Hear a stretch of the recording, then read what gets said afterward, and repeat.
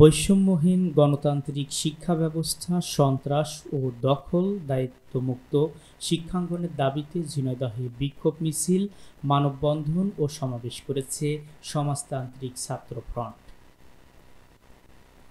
শিক্ষা দিবস উপলক্ষে মঙ্গলবার দুপুরে শহরে এক বিক্ষোভ মিছিল বের করা হয়।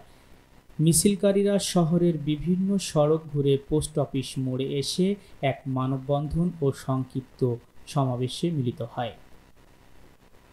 সমাবেশে বক্তব্য রাখেন জেলা সমাজতান্ত্রিক ছাত্র ফ্রন্টের সভাপতি শারমিন সুলতানা, সাধারণ সম্পাদক ফারজানা ইয়াসমিন, নুসরাত জাহান সাথী, রাফসানা হোসেন, জেহাদ হোসেন, আসিফ ইকবাল সহ অন্যান্যরা।